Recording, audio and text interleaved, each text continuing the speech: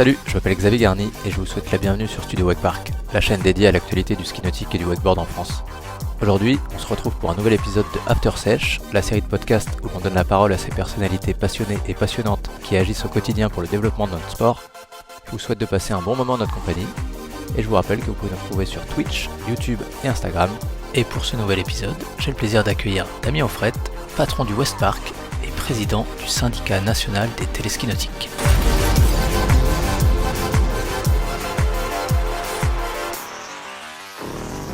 Merci beaucoup Damien de nous accueillir ici chez toi, près de Lorient. Ah bah avec plaisir Xavier, t'as fait l'effort de venir nous voir en cette période de temps propice avec un grand soleil comme tu peux le constater. Ouais. Écoute, si, hier c'était assez incroyable.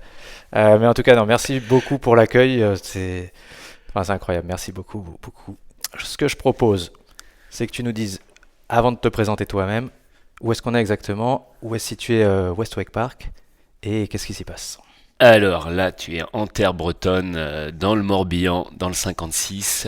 C'est là où on a implanté le parc en 2017, le Westpark, avec mes associés Franck, Michael et Fabrice.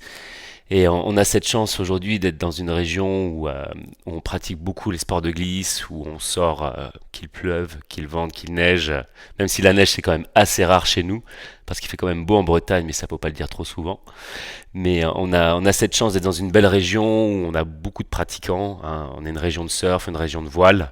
Et ça, c'était super intéressant pour nous pour démarrer l'activité, puis lancer un nouveau sport, hein, parce qu'ici, il y avait très peu de gens qui pratiquaient du wakeboard. Il fallait descendre chez les copains du TSN à Saint-Viaud à l'origine. Ça fait quasiment 4 heures de route aller-retour. Il fallait être motivé ou monter chez Loïc dans les terres du Nord, dans le Finistère. Et donc, le projet est parti de là en 2011. C'est Franck qui m'appelle à l'époque grâce à Fabrice. Et Franck, lui, avait une école de surf. C'est un très bon surfeur et il a été patron de son école de surf pendant 7 ans.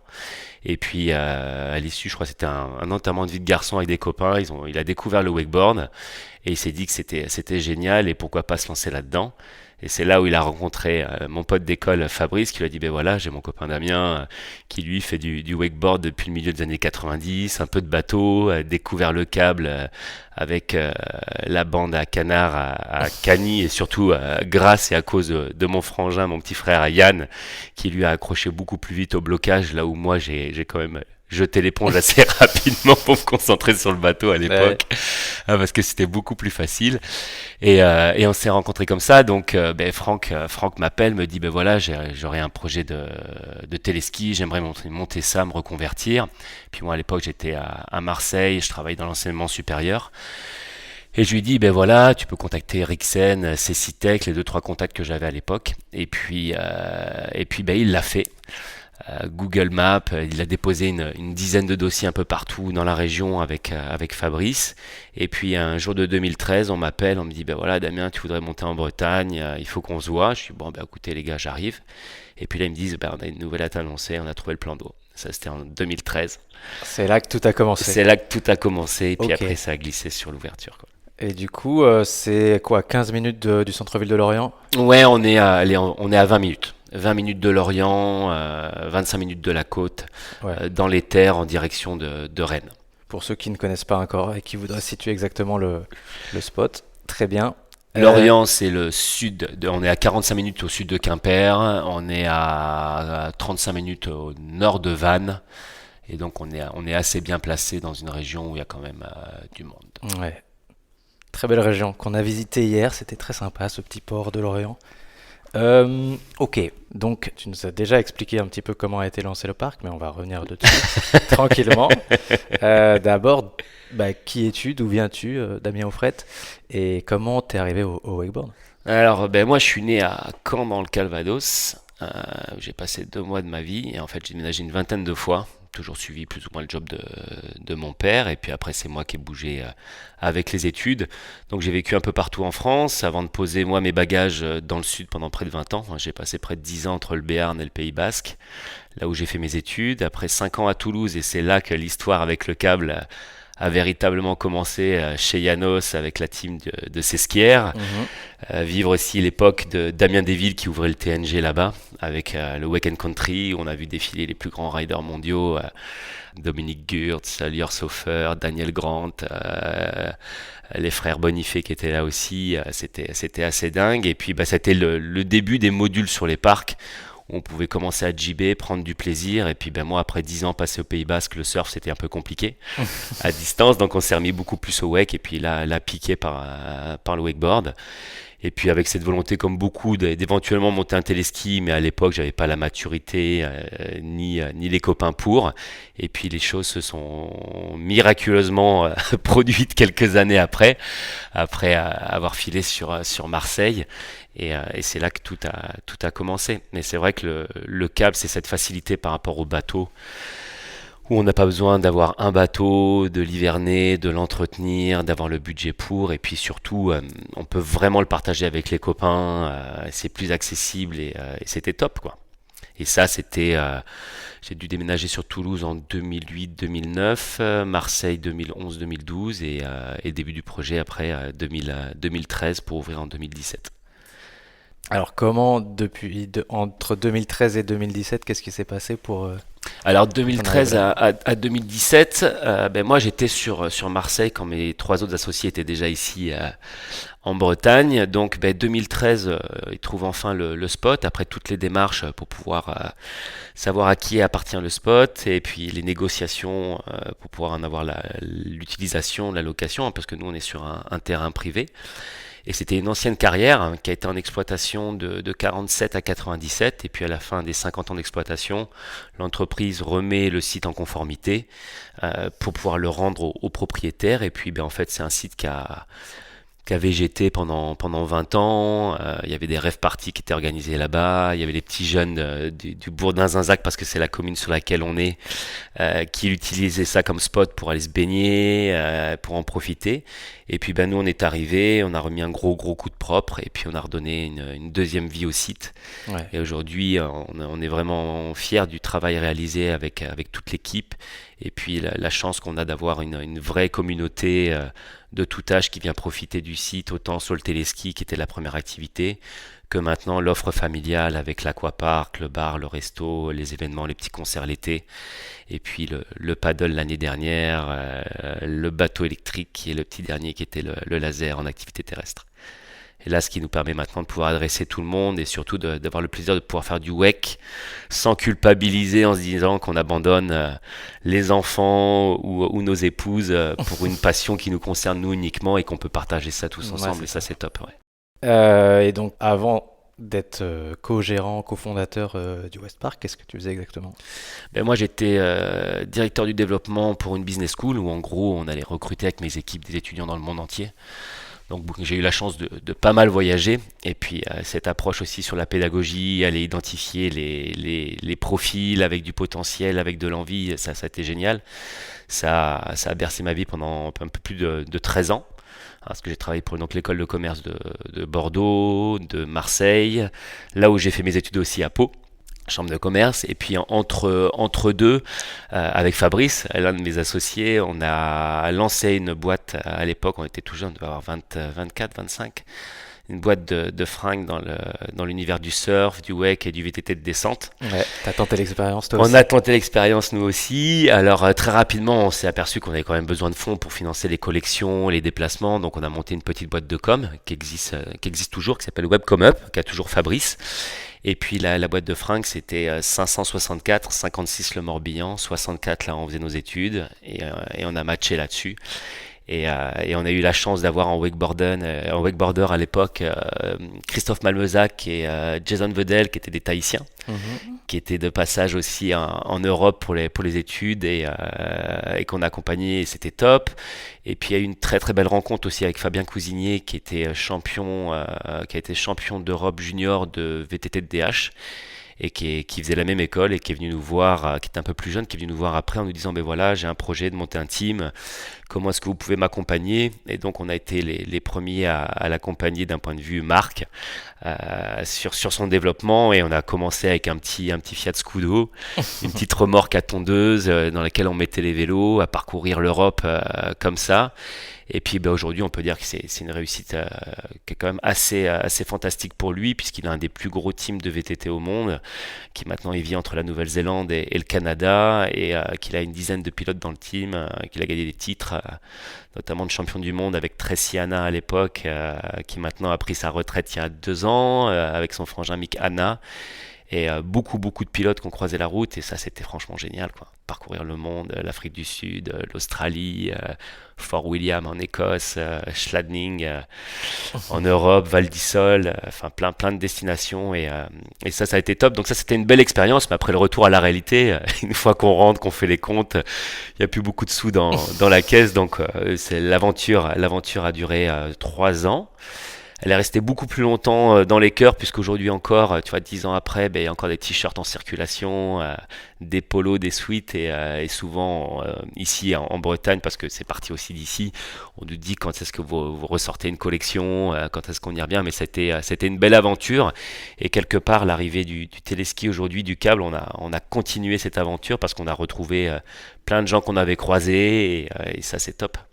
Belle histoire. Ouais, c'est ça. On sent le côté entrepreneur et créativité que tu avais déjà avec cette marque dans l'Ouest, effectivement. Ouais, on retrouve ça, et puis c'est la force qu'on a avec, je te disais, avec Franck, à tout son background d'école de surf ici, qui était une institution, l'ESB, qui continue à l'être, hein, puisque ben, les gens qui faisaient du surf se déportent aussi sur le WEC et suivent Franck.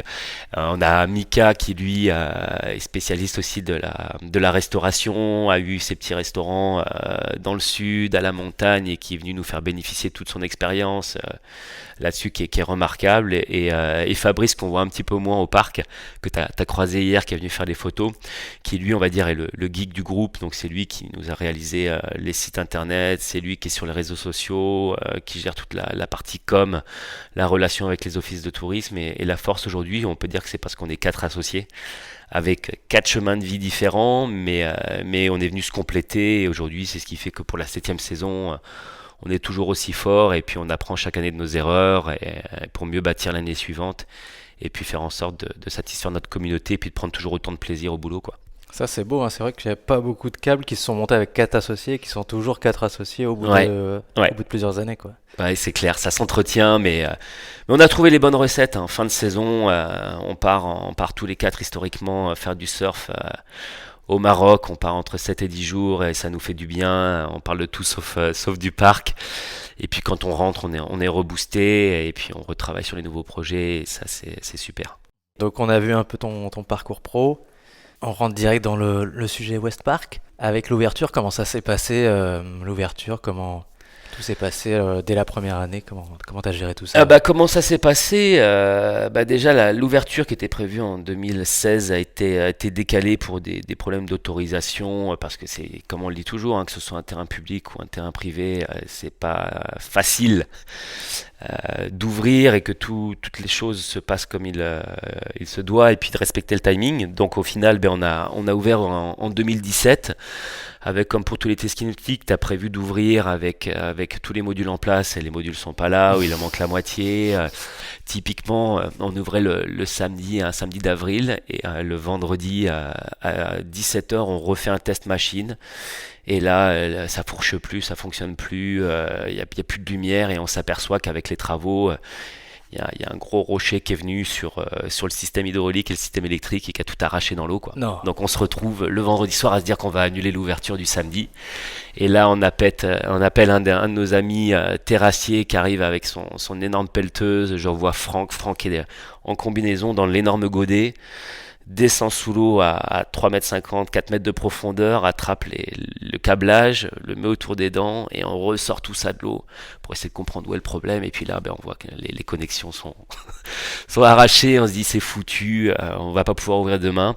Et là, Mika nous dit non mais les gars, on va pas se laisser abattre. Et il attrape un boîtier étanche qu'on fixe sur un des pontons flottants, et on ouvre le vendredi le samedi avec cet énorme transfo qui est imperméable avec les connectiques refaites à l'intérieur. Et puis on fait l'ouverture, il fait un temps magnifique et c'est un carton quoi.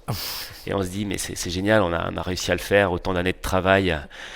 On aboutit à ça et puis après ça a été le début d'une belle aventure et puis d'une évolution de la base qui a grandi au fil des années, des besoins, avec très rapidement une extension des couvertures parce que même s'il fait beau en Bretagne, on a aussi de la pluie, donc il fallait se protéger. Et puis on a agrandi. L'année 2, les gros changements, ça a surtout été quand on a commencé à mettre en place des gardes au corps pour pas finir dans le plan d'eau une fois sur deux avec 2 ou 3 cervoises de trop dans le cornet. Ah oui, oui. Ouais, je te montrerai les photos, c'était assez hallucinant. Et puis très rapidement, on a eu le retour des familles qui nous demandaient d'avoir une offre un petit peu plus dédiée, un peu plus sécurisée. Donc on a bâti le projet autour de ça et puis ça a grandi d'année en année. Et c'est top quoi parce que cette année encore on est surpris du nombre de nouvelles personnes, de nouvelles têtes qu'on voit arriver au parc pour pratiquer du téléski, découvrir le site et il y a toujours autant d'engouement. Après je pense que c'est le téléski, soit on est vraiment mordu, passionné, et puis on va accrocher pour 5 ans, 6 ans, 10 ans, tant qu'on a l'énergie, la motivation et ce plaisir de progresser. Et puis pour d'autres, c'est cyclique, on vient, on découvre, on fait 2-3 ans, on repart, et puis pour mieux y revenir après. Et c'est bien aujourd'hui de voir qu'on a toujours autant de nouveaux. Certains qui étaient là à l'origine en 2017 le sont toujours, mais il y a une rotation qui s'opère, mais là aussi, on voit qu'il y a de plus en plus de jeunes qui s'intéressent au sport, qui progressent. Et puis aujourd'hui, d'avoir une multitude de fournisseurs sur les obstacles, Unit, Shape Obstacle, d'avoir Wake Pro et d'autres encore, ça nourrit aussi cette envie de pouvoir offrir de nouveaux tricks, de nouvelles sensations et surtout des sensations sécurisées. Ça, c'est top. Ouais, c'est vrai que le spot, il est assez incroyable. Pour ceux qui connaissent pas, on va essayer d'illustrer un peu ça à la voix.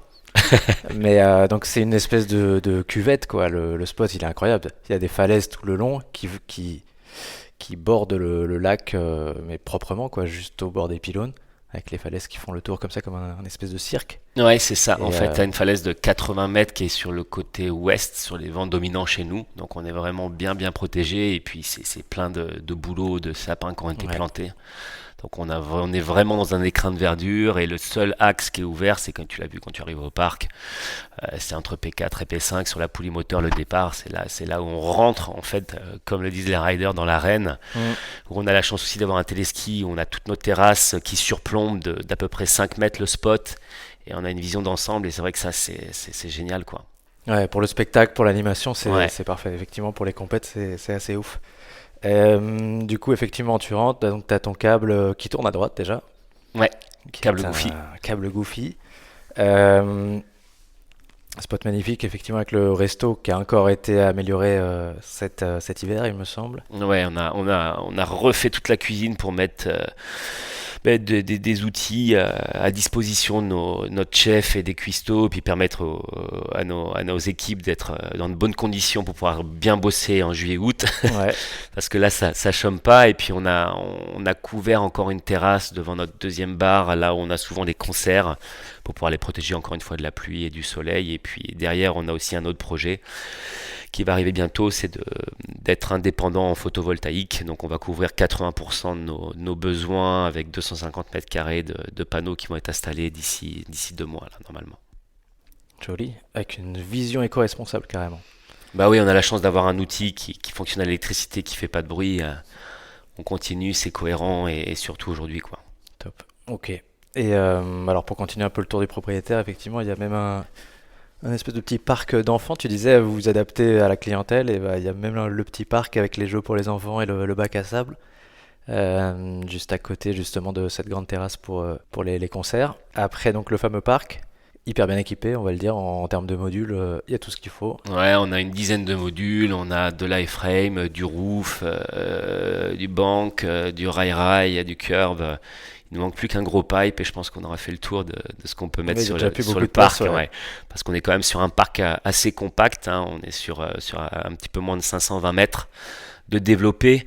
Mais aujourd'hui, ça permet d'avoir des lignes de 4 modules, 2 à droite, 2 à gauche. C'est assez intense. On a même réussi à en placer entre P2 et P3 après la flottante à l'intérieur là avec le petit uprail et puis la petite zone de blocage qui est très courte mais qui envoie bien quoi.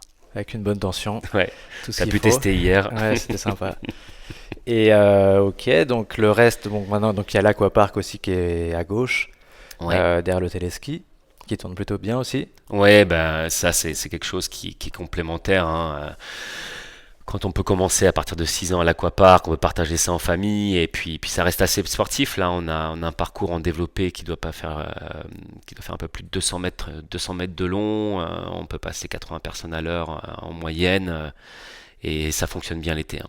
Ouais. Ah ouais. Ça tire bien, souvent on en rigole avec les riders qui arrivent ici, qui nous disent non mais ça c'est pour les enfants et je leur dis bah allez-y les gars, on va faire un tour chrono et on verra qui vomit pas Carrément. à Ouais, la ok. fin du tour. Et en sauf, mais comme je dis souvent, moi je suis prêt à passer 3 heures au téléski, je passe pas 3 heures à l'aquapark, hein. Ouais, c'est un autre. Ah, t'es cuit, hein. Tu nages, tu montes, t'as les ponts de singe, t'escalades, tu sautes, la proprioception. Et puis là, on a rentré des nouveaux modules cette année à la Ninja Warrior avec des boules géantes de 2,50 m de Mhm. diamètre. Il faut partir de la plateforme, arriver au bout. Non, ça va être assez fun. Assez fun. Donc ça, ouais, c'est la partie aquapark qui est sur le même plan d'eau que le téléski, qu'on voit directement. Et ça, c'est sympa aussi parce qu'on a la double activité. C'est rigolo. Et puis après, quand on décale, parce qu'on a aussi cette chance, au-delà de la carrière et de la forêt, d'avoir le Blavet, un gros cours d'eau qui passe juste à côté du parc, à 50 mètres, et qu'on a ouvert l'année dernière et qu'on appelle aussi, son surnom, c'est la Vallée Verte. Mhm. C'est extrêmement calme, la faune, la flore, c'est hyper reposant et c'est là où maintenant on propose une activité de paddle.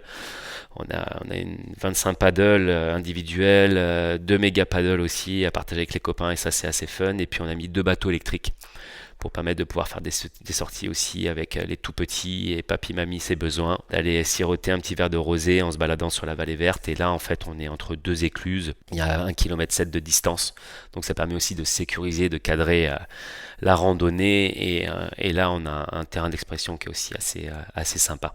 Ouais. Donc un parc vraiment full activité pour tous les âges, toute la famille. Ouais. Ouais, ouais, et puis ben là on le voit, c'est à la mode, on voit toutes les vidéos de Airsoft qui sortent Ouais. sur les déplacements en Thaïlande et autres. C'est vrai que le paintball Airsoft c'est sympa, mais là aussi on voulait quelque chose d'accessible et il y a une super techno qui est sortie aujourd'hui avec le laser, qui est du laser de haute précision et du laser qu'on peut utiliser en pleine journée et qui permet de se faire plaisir avec des portées à 250 mètres. Et je vois ça aussi, c'est quelque chose qui commence à être complémentaire. Il y a ce qui se passe sur l'eau au niveau du téléski, puis après pour passer un bon moment avec les copains. Et là, chez nous, on a ça, on peut faire des parties à 10 contre 10. Si on est fan de Call of Duty et autres, il y a toutes les stats qui sortent. Et les gars chez moi se battent en fin de journée quand il manque de la place pour finir un groupe, Ah ouais, pour aller carrément. intégrer, rejoindre les clients et passer un bon moment, quoi. Donc ouais, aujourd'hui, on peut dire que c'est quand même assez complet et ça nous permet vraiment d'avoir toutes les familles qui peuvent passer la journée chez nous et c'est super sympa. Yes. On a fait le tour du propriétaire, merci beaucoup. Maintenant, est-ce que tu peux nous parler des événements qui sont réalisés sur le parc? Parce que vous êtes quand même aussi des spécialistes dans la région, notamment avec le festival celtique dont tu me parlais hier. Ouais, la Mais culture celte vous êtes ici. très Ouais. très bon. Bah, on a commencé avec des petits événements là, avec les DJ locaux pour animer les soirées et puis petit à petit on a développé entre la compète des copains, le West Contest il y a maintenant 5 ans.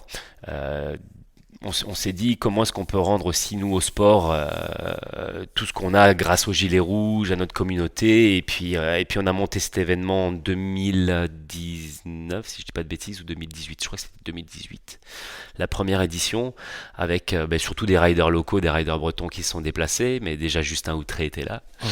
Et puis petit à petit, le bouche à oreille a eu son effet. Et puis Bobby Kern est arrivé, Matteo Collard, Alexis Nilias, Johan Nilias, Enzo Azeraf, Loïc Deschaux, Axel Paget, Marie Rougier, Aurélie Godet, Lila Schilling et autres. Et l'événement a pris de l'ampleur et ce qu'on voulait surtout, c'était garder notre ADN breton, qui est une terre d'accueil, une terre de fête aussi, et de pouvoir les accueillir dans de bonnes conditions pendant 3 jours avec kiné, ostéo, Mickaël les a bichonnés avec toute son équipe de resto pour leur concocter des petits plats tout au long de la fête et ça a été top. Laura Guillaume s'est joint à nous aussi, on avait fait l'interview ensemble et c'est elle qui est la boss sur l'événement, sur toute la partie jury, c'est elle qui nous a aussi aidé à faire venir les riders et les rideuses. Et chapeau à elle et son équipe, parce que le West, ce serait pas la même chose sans eux. Et ça, c'est vraiment top. Et puis on a aussi organisé les événements musicaux, parce que Franck aussi a cette sensibilité. Et très rapidement, on a réussi à faire un premier gros événement. On avait eu Nutty et toute la scène un peu reggae, dub, et c'était sympa. Et puis de là, on a eu un premier marqueur où en gros ils se sont dit le spot est vraiment cool pour ça.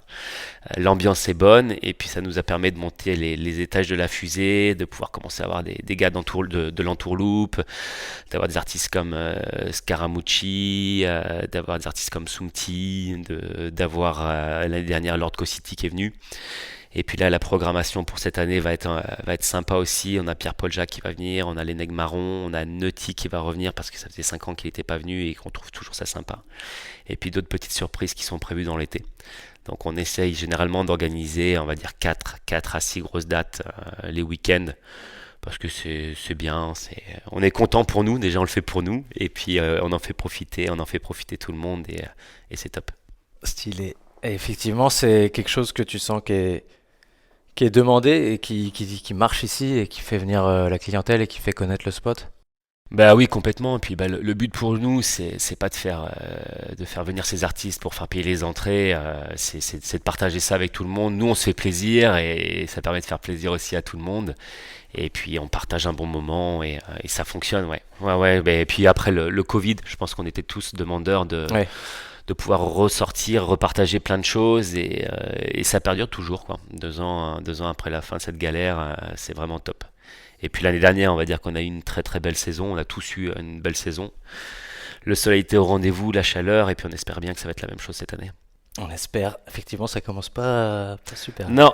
C'est peut-être bon signe. Ouais, surtout petite pensée pour la famille Artus et Ouais. Téléski et Saint-Jean, plat de corps du côté de Perpignan, où ils rêveraient d'avoir de l'eau. Ça fait, je crois, 1 an et demi qu'ils n'ont pas eu de pluie chez eux, et là c'est très compliqué. On croise les doigts pour que ça se passe bien pour eux, qu'on les retrouve soit cette année, soit l'année prochaine à fond, parce que franchement c'est un téléski qui a marqué beaucoup de riders, et c'est une super famille, un accueil exceptionnel, un site fabuleux aussi, et on attend qu'ils puissent revenir très très rapidement sur la scène. On a besoin d'eux. Ouais, c'est clair. La bise à la famille Artus. Ça fait un peu le lien avec le sujet suivant. Et notamment ta nouvelle casquette que tu as récupérée il y a peu, de président du syndicat national des téléskis nautiques. Ouais. Est-ce que tu souhaites aborder le sujet? Est-ce que Ouais, on peut, il n'y a pas de, tu veux en parler? y a pas de souci. Ouais, en janvier, j'ai pris la suite de Samuel Odenmatt, un des big boss de Ison, et qui a œuvré pendant 3 ans, puisqu'on a monté le syndicat en 2019. C'était le souhait depuis de nombreuses années, et puis surtout avec l'explosion du nombre de téléskis en France, d'avoir un organe qui nous représente, nous, en tant que gérants, chefs d'entreprise et passionnés du wakeboard, pour pouvoir défendre le développement de la pratique, défendre nos intérêts de chef d'entreprise, et puis pouvoir œuvrer sur la formation, sur les normes, et pouvoir échanger sur les bonnes pratiques, et tout s'améliorer. Et c'est quelque chose qui fonctionne de plus en plus, puisqu'aujourd'hui, sur la centaine de téléskis nautiques qu'on a dénombré en France entre les bipoulies et les full size, on est plus d'une 50aine à être adhérents au syndicat, et ça c'est top, parce que, comme je le disais, ça nous permet d'échanger. Alors bien évidemment, c'est souvent la même chose, tant qu'on n'a pas de problème, on a peu ou pas besoin du syndicat, et puis quand on rencontre certaines difficultés, là on fait appel au syndicat, et puis on essaie de trouver les meilleures solutions. On a la chance d'être accompagné par un gros cabinet d'avocats aussi, qui est sur Marseille, Montpellier et Lyon, qui est de bons conseils, et qui nous permet, en fonction de toutes les problématiques que peuvent rencontrer les adhérents, de pouvoir avoir les bons interlocuteurs, et pour trouver les bonnes solutions. Mais ça, avant toute chose, j'en parlais hier avec Pitou de la Rincerie, Vincent Piton, qui me demandait quel était l'intérêt du syndicat. Je lui dis, ce qu'il y a de génial, c'est qu'en fait, c'est un moyen accéléré de pouvoir mieux se connaître, échanger, développer des affinités, et puis de pouvoir avoir aussi un pouvoir de négociation supplémentaire par rapport aux fournisseurs, de pouvoir faire évoluer les produits, que ce soit sur les EPI, nos gilets rouges, nos combinaisons, nos casques, de pouvoir faire part des évolutions qui pourraient être opérées d'un point de vue de fabrication, et ça c'est top. Et puis l'autre chose aussi, c'est que maintenant on est identifié au niveau du ministère des Sports et comme un des organes de représentation de l'activité, de la profession. Officiellement. Officiellement, c'est ça, et ça c'est important, et donc maintenant on a notre mot à dire aussi sur les normes, sur les certifications. On travaille aux côtés de la fédération, hein. Pour nous, la Fédération française de ski nautique et de wakeboard, elle a son rôle à jouer, d'identifier, d'accompagner les athlètes de haut niveau et pas forcément non plus de haut niveau. À savoir, on en parlait toi et moi sur les pratiquants loisirs, hein, comment là dans tous les sports, pour avoir aujourd'hui de redéfinir une offre de services tous ensemble, pour pouvoir faire monter le nombre d'adhérents et pour avoir encore plus de poids et faire avancer le sport, parce que je pense qu'aujourd'hui on est la deuxième nation au monde en termes de téléski nautique, hein. Je crois qu'en full size on est derrière les Allemands de mémoire et les bipoulis, la Russie qui aujourd'hui est le numéro 1 en termes de bipoulis, ce qui est assez dingue. Mais non, on a des choses à faire valoir, et puis les Allemands et les Britanniques ont tellement porté le sport pendant quasiment 2 décennies. Maintenant, c'est à notre tour. Nos riders le prouvent bien. Je pense qu'à Clément Nadal, Loïc Deschaux, Axel Paget et beaucoup d'autres. Non, je pense que c'est le bon moment. C'est le bon moment. Naissance du syndicat en 2019. Aujourd'hui, un virage qui semble être amorcé par la fédération de ski nautique pour enfin entendre notre existence et notre vision du sport. Des acteurs comme toi, Xavier, qui a jamais lâché depuis des années le développement du sport, le côté passion, ta capacité à aller vers chacun d'entre nous pour venir nous interviewer et faire part de nos expériences, et puis voir qu'en fait à la fin c'est toujours la même chose. On est tous des passionnés avant d'être des chefs d'entreprise, même si le quotidien nous ramène à cette contrainte de chef d'entreprise et nous éloigne de la glisse de temps en temps. Mais non, ce job de syndicat, c'est aujourd'hui très important. Aujourd'hui, c'est moi qui l'incarne avec Xavier et Jérôme qui sont avec moi, trésorier, secrétaire au bureau, Xavier à la source et Jérôme de Lexity. Mais aujourd'hui, c'est tous les acteurs, tous les adhérents qui sont membres du syndicat qui ont leur mot à dire, et puis on travaille. C'est que le début, hein, parce qu'on est tous bénévoles. Mais on est en train de vraiment améliorer tout ça, travailler le site, travailler le référencement, être identifié, identifiable, et puis ça va continuer. Mais là, franchement, les lignes bougent et c'est de bonne augure.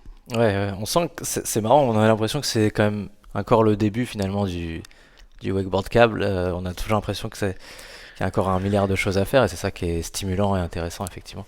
C'est ce qu'on disait hier quand on parlait du surf.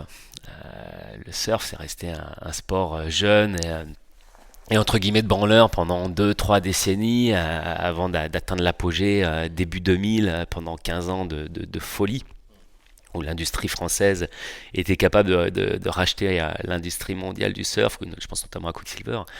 Et pour nous, là, oui, le téléski nautique, c'est le tout début, quoi. C'est le tout début. Tout est à écrire. Très bien. Effectivement, c'est la première fois qu'on entend un peu plus de détails sur le syndicat des téléskis nautiques. Est-ce que tu peux nous partager un petit exemple concret des travaux qui ont pu être lancés par le syndicat?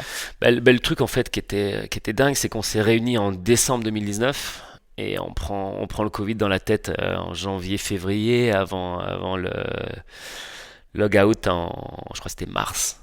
Je me souviens, on a ouvert le parc le samedi, on redémarre la saison et le samedi soir, Edouard Philippe nous annonce que c'est fini. Ouais. Tout le monde à la maison.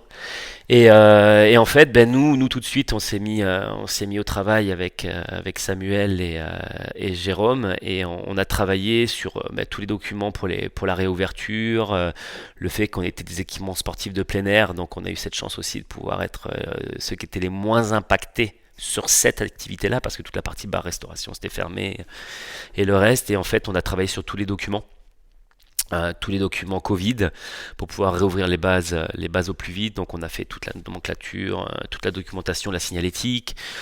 On s'est rapproché immédiatement aussi de commandes du ministère des Sports pour pouvoir optimiser les amplitudes d'ouverture et les aides également, être identifié pour pouvoir recevoir les aides pour les différents téléskis nautiques.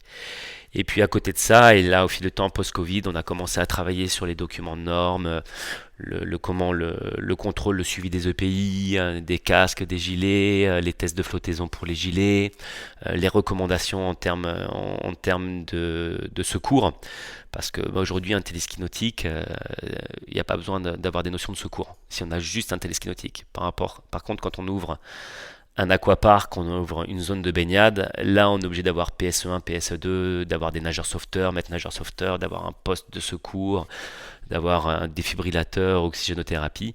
Et ça en fait, les gros parcs qui ont cette expérience-là, ça permet aujourd'hui pour les parcs qui sont un peu plus petits et qui n'ont pas ce type d'activité, de voir aussi, d'avoir ce référentiel de sécurité, de pouvoir former aussi les opérateurs au ponton pour être sur les premiers gestes de secours et avoir en fait une meilleure qualité d'encadrement et d'avoir, comme je dis souvent, c'est pas quand on a on anticipe les choses, on communique bien avec de bons briefings, et il n'y a pas d'accident ou très peu.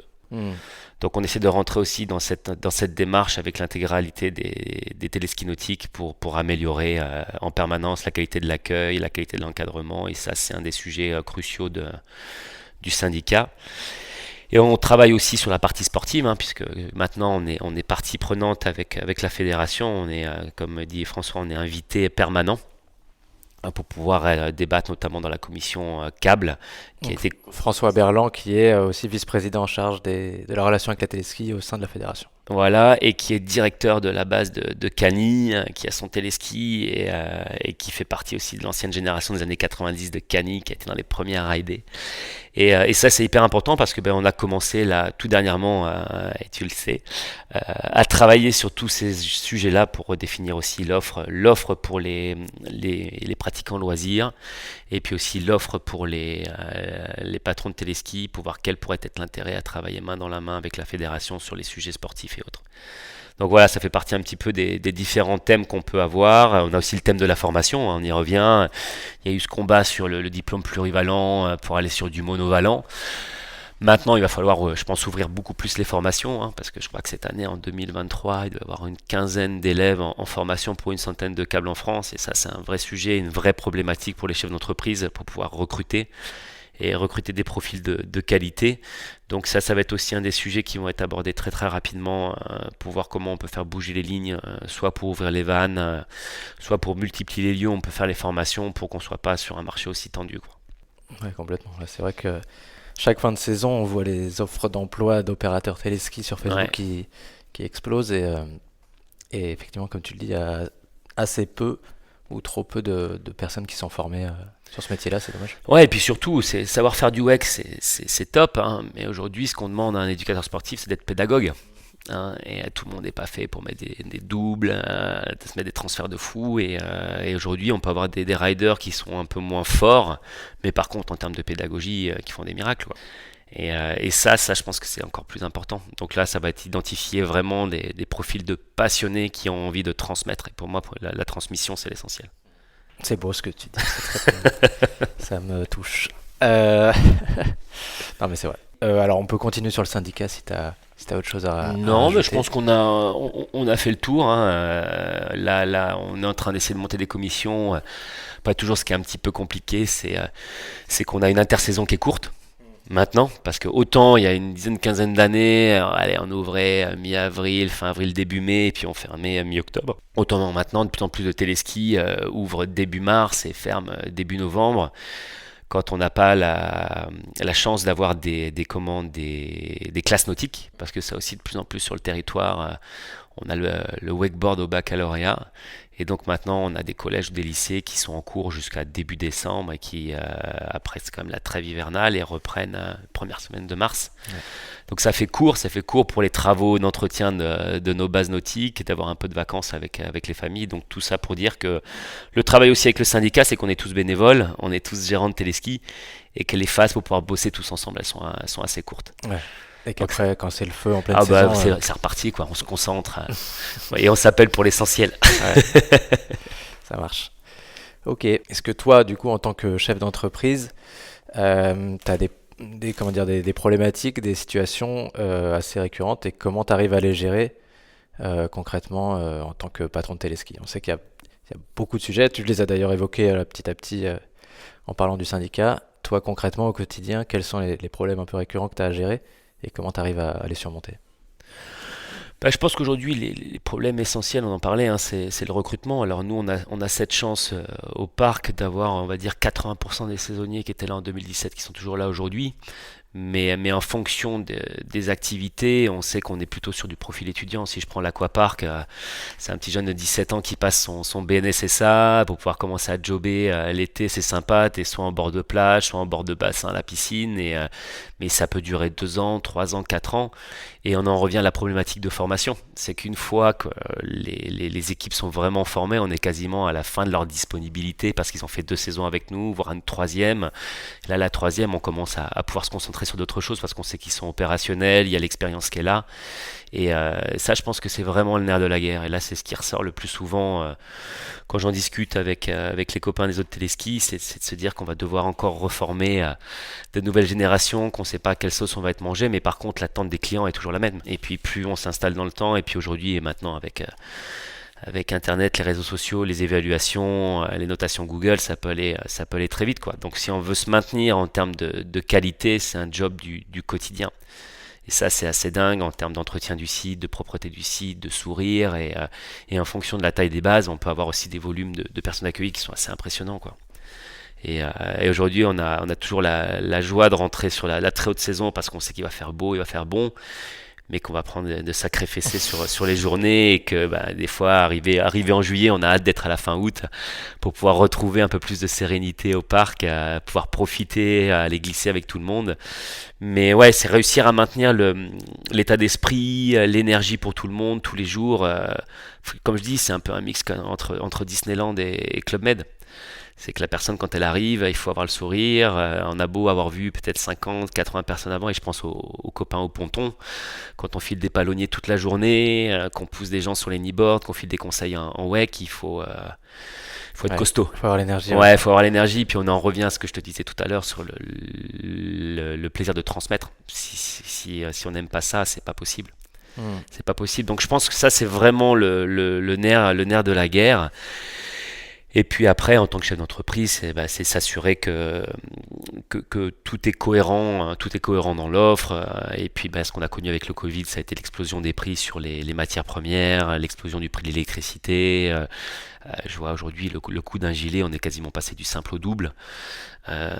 Donc non, ça c'est un peu plus compliqué. Le SAV, toutes ces choses-là. Mais après, on est quand même sur une activité à part entière. On est là pour donner du plaisir aux gens.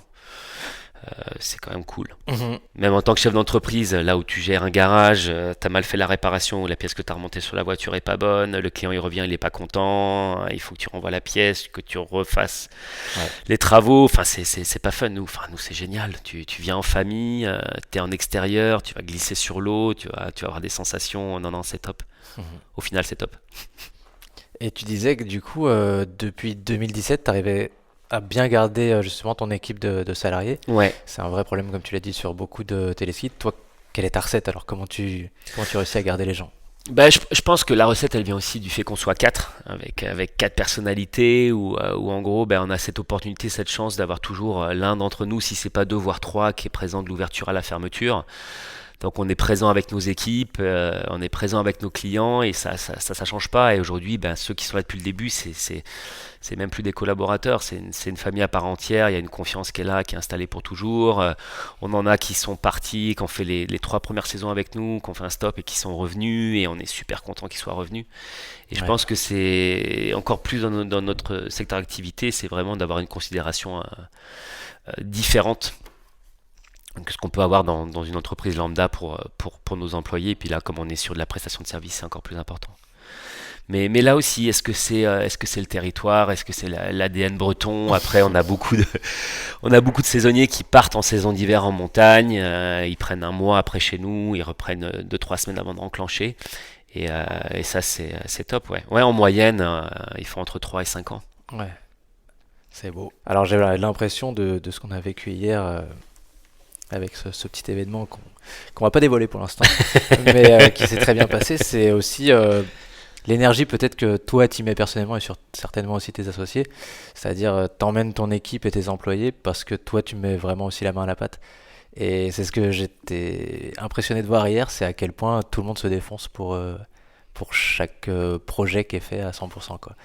Et du coup, je voulais te remercier déjà pour tout ce qui a été fait hier et en profiter pour te féliciter parce que je vois que c'est quelque chose qui est peut-être, à mon avis, un des points essentiels quand on est manager.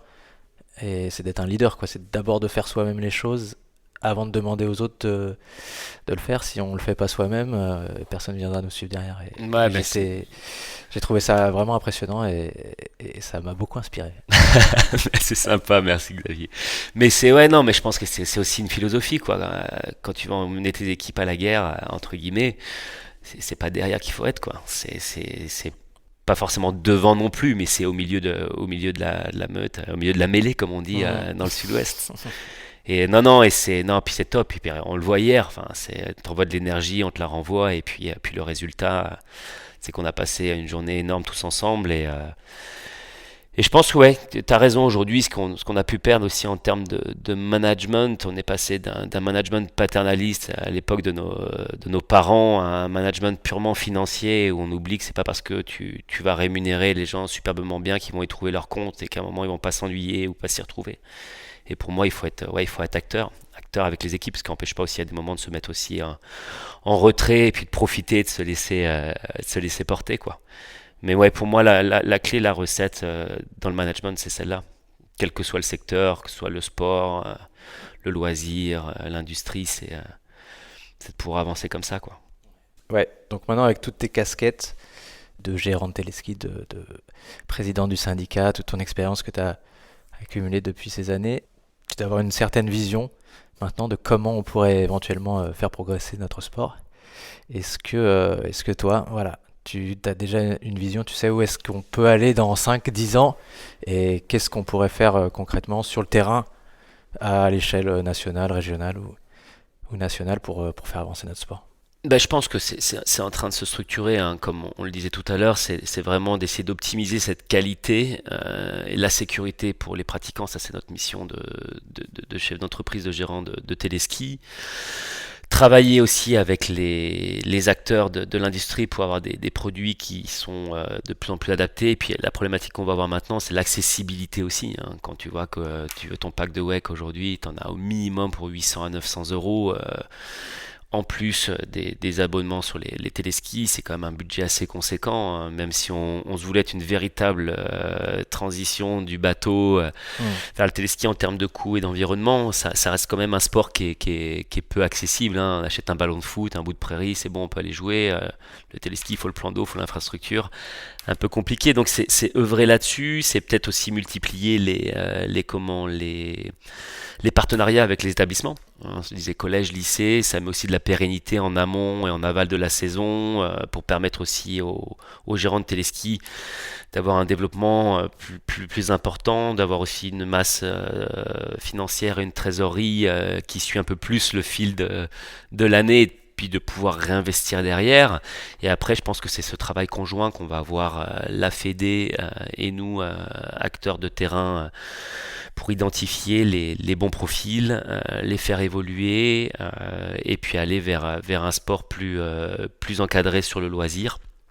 Et sur la partie compétition, c'est peut-être commencer à monter, à se rassembler pour monter des événements communs. On parlait de cash prize tout à l'heure, on parlait du West Contest, mais je pense à la Back to School avec Olivier, je pense à ce qu'a fait la CP Amiens Cable Park aussi, qui joue le jeu, à BZH, TSN, il y a plein d'acteurs, donc c'est peut-être un moment réussir à s'organiser, et je pense que on va finir par y arriver, à monter un tour, soit un tour adossé avec la fédération si on a la même vision on veut avancer ensemble, ou on finira par le faire nous-mêmes aussi, parce qu'à un moment il faut qu'on puisse aussi, on va dire, indemniser, c'est même pas rétribuer, mais c'est indemniser les athlètes Oui, qui font ça que qui leur vie, font, ouais. voilà, et qui aujourd'hui c'est juste une passion, parce qu'on n'en vit absolument pas, et je pense pas que non plus demain on pourra en vivre, mais qu'à minima ceux qui sont sur le devant de la scène française puissent avoir leurs déplacements financés, pouvoir se nourrir pendant les compétitions, être hébergés, et puis éventuellement pouvoir mettre un petit pied dans la poche pour l'après. Mais non, il faut que ça se structure, et je pense qu'on n'a pas d'autre solution que d'aller dans ce sens-là. On en revient sur la partie formation. Aujourd'hui, il faut qu'on trouve aussi une solution pour les athlètes de haut niveau. Est-ce que c'est de la VAE? Est-ce que c'est un parcours avec des raccourcis qui permettent aussi de leur permettre d'avoir ce BPGEPS rapidement? Et puis demain, si grave blessure il y a, ou à un moment ils doivent opérer un choix, qu'ils puissent se réinsérer rapidement, et puis venir mettre à profit toute leur expérience à nos activités. Et je pense que c'est là où on est encore balbutiant. C'était le sujet de l'échange depuis tout à l'heure, où pour moi, voilà, on en est qu'au début. Mais la projection, je pense qu'on va aller vers de plus en plus de pratiquants. Aujourd'hui, je pense qu'on a largement dépassé le demi-million de pratiquants à l'année. Si on reprend l'intégralité des téléskis nautiques, entre celui qui va venir une seule fois et celui qui va venir de façon répétée, on y est. Donc non, il y a du potentiel. Maintenant, il faut qu'on puisse avancer, la fédération, l'industrie, et nous. Et pour ceux qui sont pas encore dans le milieu et qui voudraient justement monter leur téléski, est-ce que tu aurais 2-3 conseils pour le gars qui est là, qui a envie? Je pense que si on sait pas s'armer de patience, et qu'on a envie que ça tombe tout de suite, que ça ouvre tout de suite, c'est pas le bon plan. Je crois que la moyenne c'est entre 3 et 10 ans, il y a quelques exceptions, mais c'est entre 3 et 10 ans pour monter un téléski. Et puis je pense qu'aujourd'hui on arrive à un plateau, surtout sur les full size, trouver le plan d'eau adapté, avec la profondeur, la qualité d'eau, où on n'est pas sur une Natura 2000, où il n'y a pas une espèce endémique ou protégée, ou une association de pêcheurs, ça devient globalement très compliqué. Alors je pense qu'il y en aura encore qui vont sortir tôt ou tard, mais beaucoup plus compliqué vu l'explosion qu'il y a eu ces dernières années. En revanche, je pense qu'il y a peut-être une brèche, une porte pour les bipoulis, parce que là l'infrastructure est beaucoup plus légère, on a besoin de moins de place, et là il y aura peut-être un créneau, et on sait que le bipouli c'est quand même un outil qui est fabuleux pour l'initiation et le perfectionnement, et pour moi c'est complémentaire au full size. Et là il y aura peut-être une carte à jouer dans les prochaines années. On espère. Ouais. Effectivement, Bipouli, moi aussi j'y crois beaucoup. Il y a beaucoup de choses à faire avec cet outil, qui est encore peut-être un peu sous-exploité. Oui.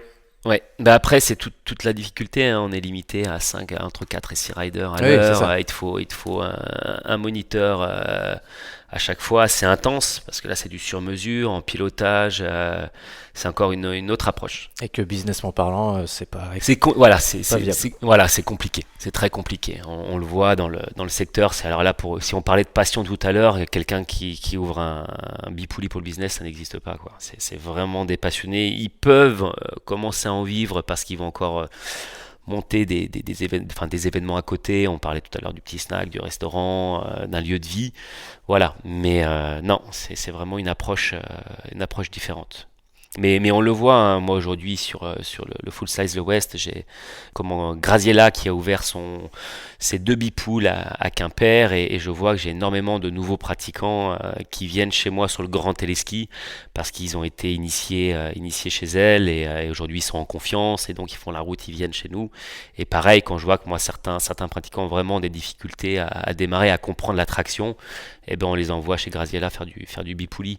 Ouais, c'est super complémentaire. Oui, je pense que vraiment on peut s'inscrire dans un système d'économie circulaire, et tout le monde s'y retrouve, parce que notre sport aujourd'hui, c'est vrai qu'on a tous commencé, on faisait du TK, c'était entre 30 et 32, il n'y avait pas de module, c'était comme ça, puis voilà quoi. Si tu te prenais des gamelles, t'étais pas content, tu passais ton chemin et t'allais ailleurs. Alors qu'aujourd'hui, avec cette ouverture, le gilet rouge, on arrive sur ces vitesses adaptées, 25 km/h pour les grands débutants, ça peut être le samedi matin chez moi, et sur le reste de la journée on est à 30, sauf de 15h à 17h où je mets à 27,5, parce que ça rassure un peu les pratiquants, et c'est vrai que ça fait moins de tension dans le passage de poulie, et au moins on est sûr de ne pas dégoûter les gens. Et c'est ça l'essentiel, si on veut pouvoir les faire passer au stade d'après.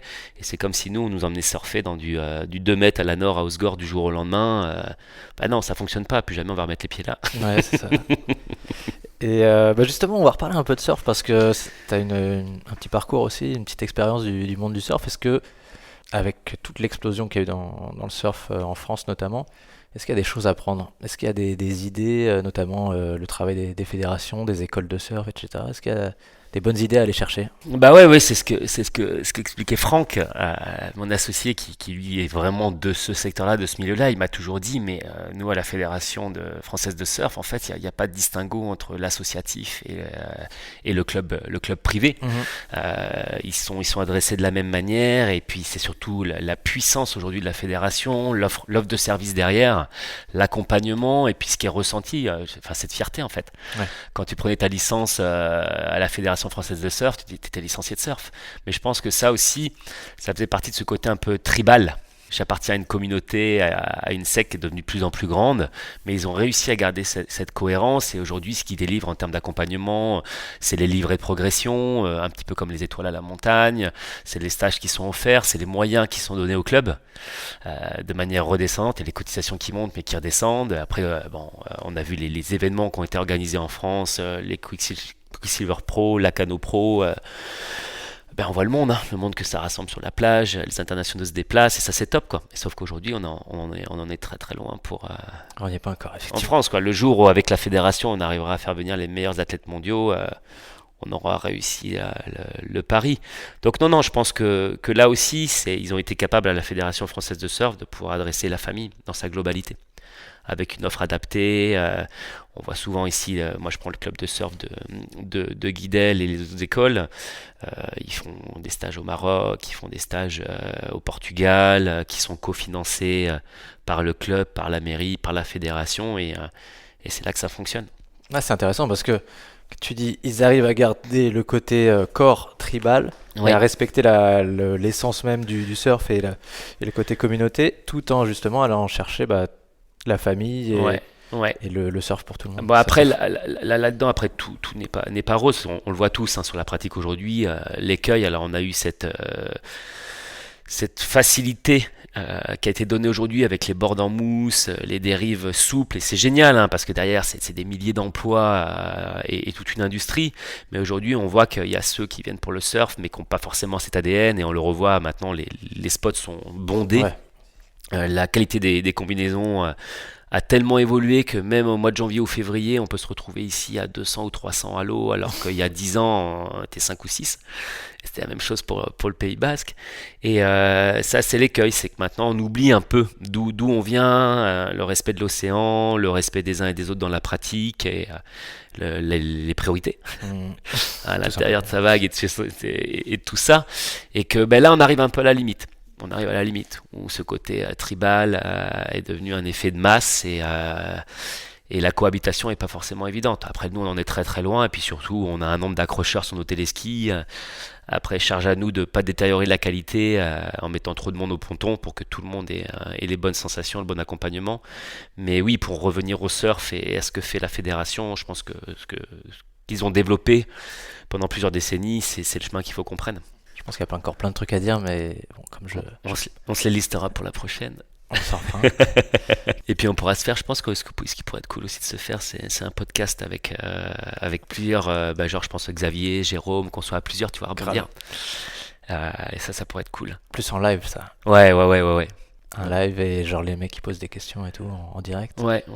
Ça rebondit, ça chambre. Non, ça pourrait être cool, tu vois, le triptyque, le bordelais, le breton, et je dis n'importe quoi, le marseillais, tu vois. Ouais, ça pourrait être très bon, ça.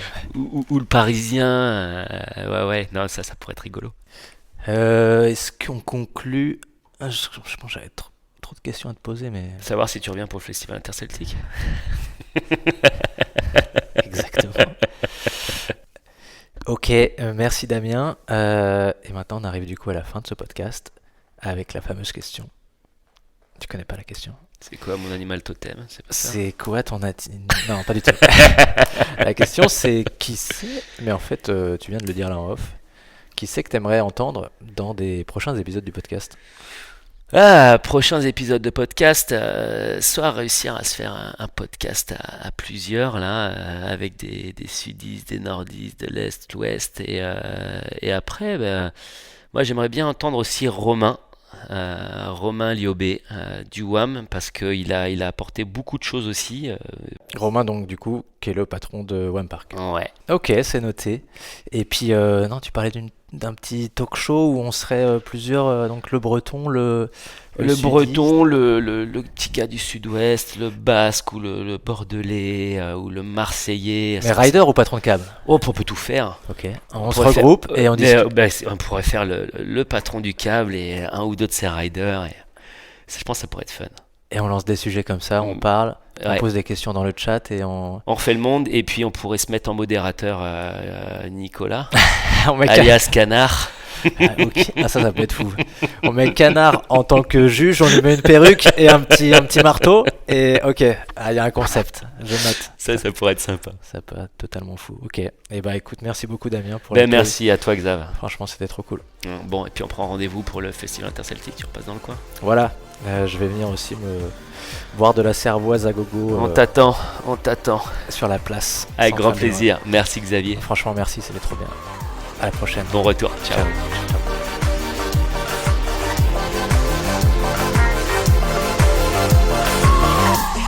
Voilà, cet épisode est maintenant terminé. Je vous remercie pour votre écoute et je vous rappelle que vous pouvez retrouver Studio Wake Park sur Instagram pour les coulisses, sur YouTube et aussi sur Twitch pour les événements en direct.